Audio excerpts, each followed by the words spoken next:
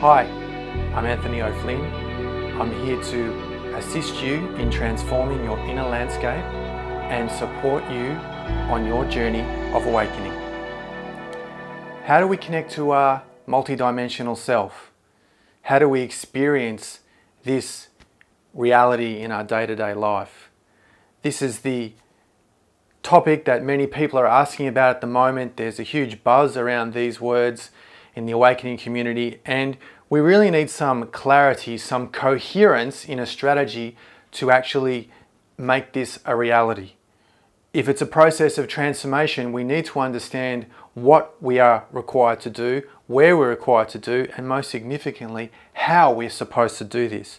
So we really need to consider the implications, because it's not as if this process is going to be me just getting on my unicorn and riding off into the violet sunset and living happily ever after. It's a process of transformation, and in the tantric system, this is happening through the chakras. The chakras basically are our doorway, our connection, our interface to the universe, and therefore we are connecting to states of consciousness through the chakras. And what I'm going to talk about in this video is specifically Vishuddha chakra, because this is one of the keys to the shift, and it's the doorway to this superior form of consciousness, this throat chakra, Vishuddha chakra. And this is a rite of passage to connect with this state, this exalted, elevated state of mind. And we need to become a vibrational match. We need to match the vibration of Vishuddha. We have the potential, because our energetic system is encoded with this consciousness, but it's the key is to awaken it and to embody the consciousness in our reality. So Vishuddha itself means pure or purity.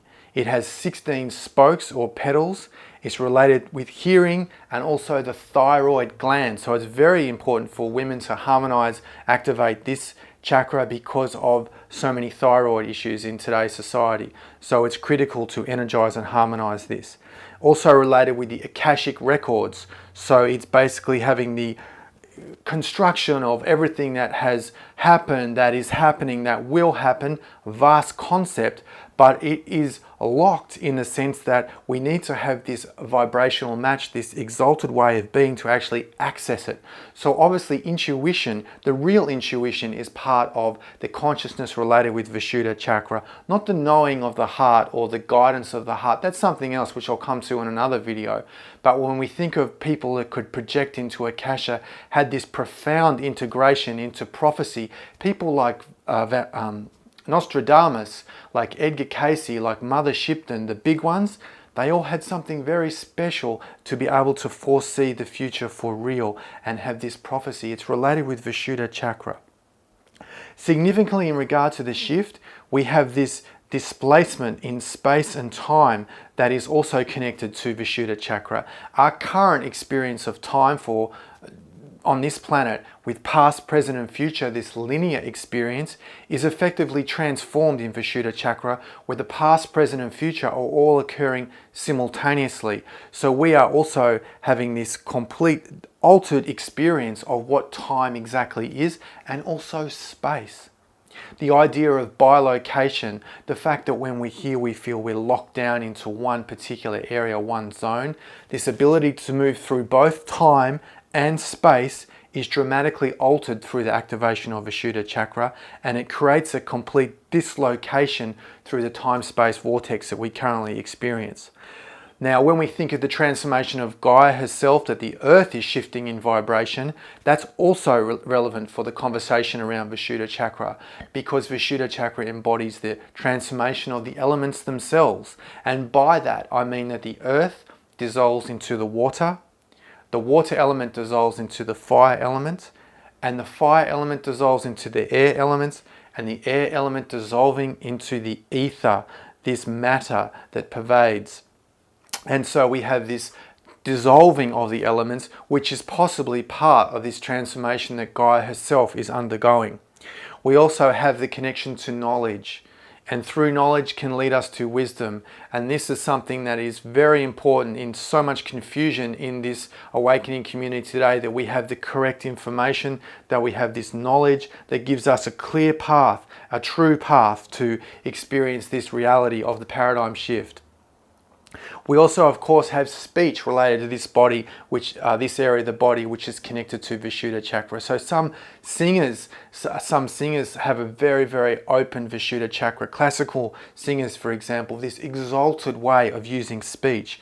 So significantly, if you're using a lot of really bad language, it shuts down Vishuddha chakra.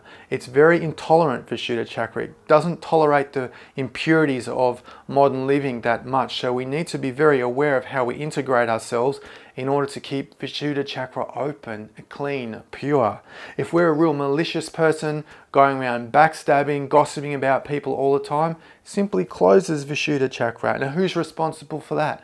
Well, the person that's saying these things. So we need to be mindful of our speech, which is, of course, a very important part of many different classical spiritual traditions, because this speech is determining the house that we build for ourselves with our consciousness.